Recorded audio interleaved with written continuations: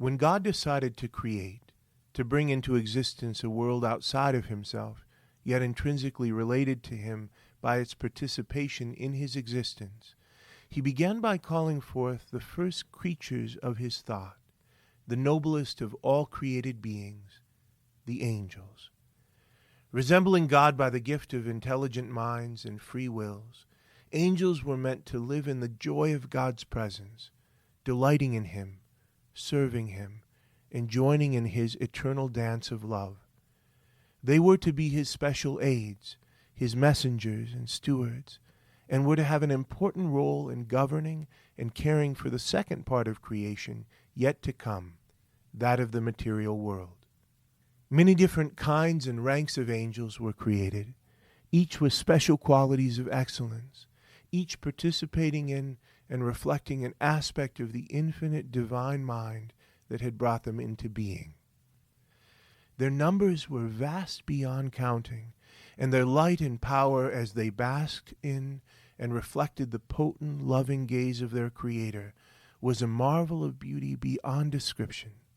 Noteworthy among them was the mighty archangel Michael, whose name was a tribute to the greatness of God.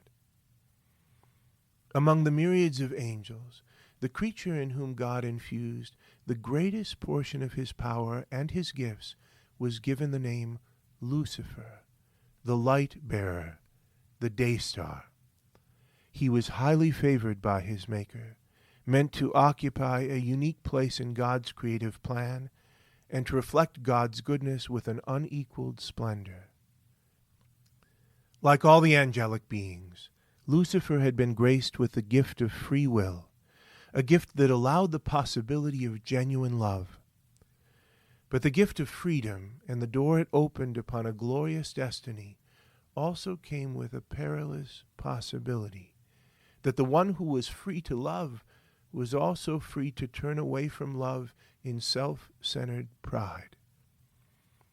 Lucifer thus faced a necessary choice, either to embrace his created being and participate in the life and love of the God who had made him and upon whom his existence depended, or to declare his independence from his Maker, and by falling into delusion, insist on calling himself the source of his own life.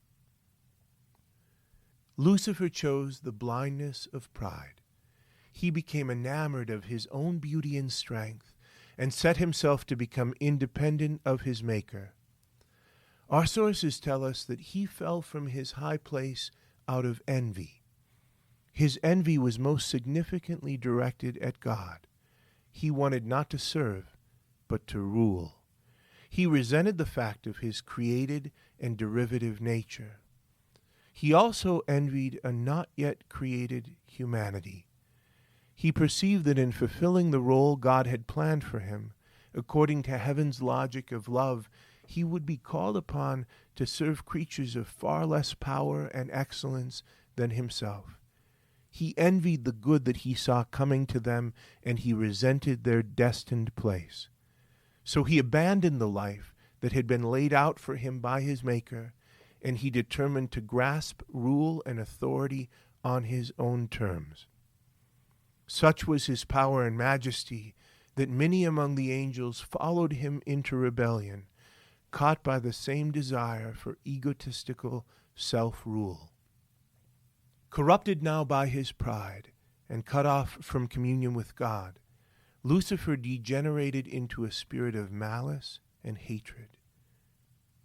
He was given new names. The one who had been the day star, the son of the dawn, was now called the dragon, the serpent, Satan the accuser, the devil, the evil one, Apollyon the destroyer, the deceiver of the whole world. Hating the God whom he saw as the enemy of his proud ambition, he led his legions of angels against his Creator, attempting to wrest the throne of heaven from God by force. War then broke out in the halls of heaven. The angel Michael led the loyal angelic armies against the devil, and by the infinitely superior strength of God, defeated them, and threw them out of heaven's realm. Satan and the rebel angels who had followed him were cast from their high place.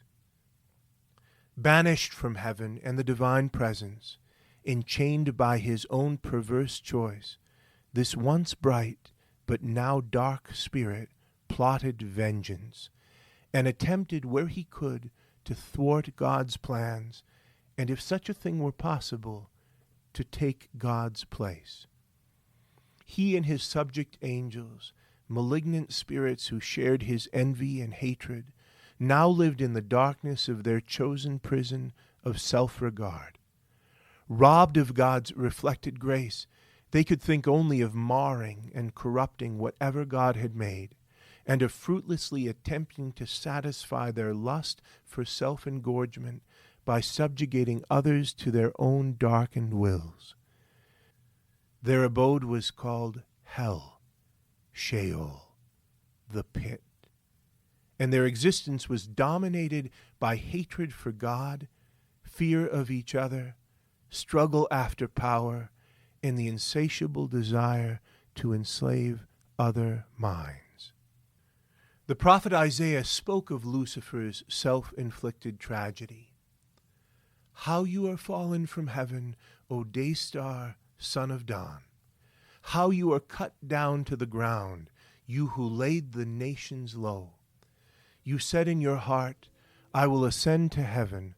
Above the stars of God I will set my throne on high. I will sit on the mount of assembly in the far north. I will ascend above the heights of the clouds. I will make myself like the Most High. But you are brought down to Sheol, to the depths of the pit.